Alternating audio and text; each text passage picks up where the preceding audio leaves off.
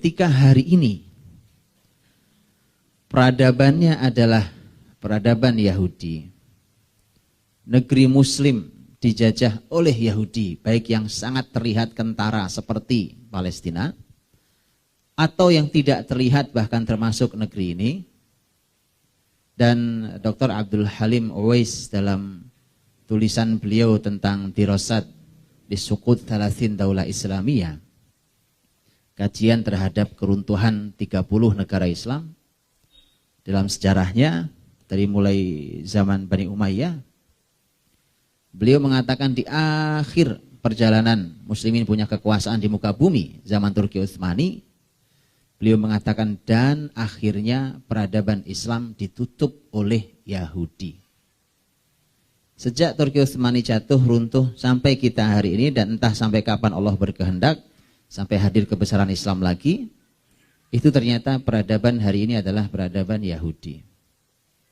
Yang perlu antum pahami bahwa Yahudi memang bertetangga dengan Nabi di Madinah, tapi mereka bukan bangsa yang kuat. Zaman itu Yahudi bukan bangsa kuat. Bangsa kuat itu Quraisy. Quraisy memang kuat sekali. Bahkan lebih kuat Arab-Arab yang lain. Kadang-kadang Arab-Arab Badui itu kadang-kadang punya kekuatan yang luar biasa. Yahudi bukan musuh Nabi nomor 1 saat itu dalam arti kekuatan.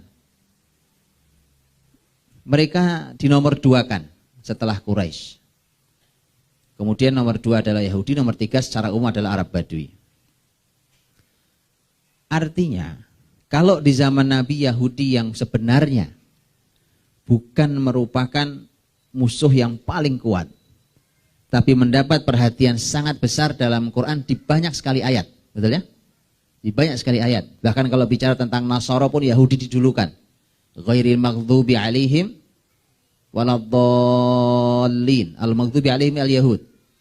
Ad-dallin an-nasara. Walan tardha ankal yahud. Yahud dulu baru an-nasara.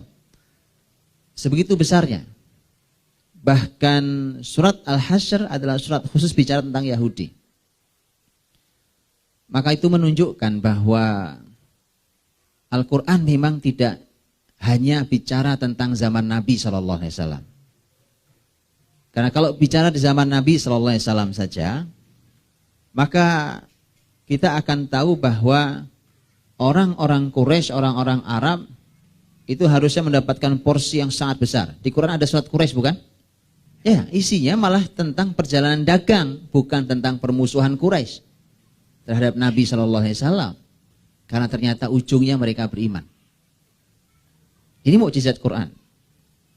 Maka ketika hari ini kita berbicara tentang surat Al-Hasyr, yang ternyata hari ini pemimpin nomor 1 di muka bumi adalah Yahudi. Peradaban pun peradaban Yahudi. Semua dikuasai oleh mereka. Semua direkayasa oleh mereka. Bumi ini dirusak juga oleh mereka. Maka surat Al-Hasyr menjadi terasa lebih hidup hari ini. Karena ternyata itu di depan mata dan itu musuh nomor 1 hari ini. Sekali lagi zaman Nabi bukan musuh nomor 1.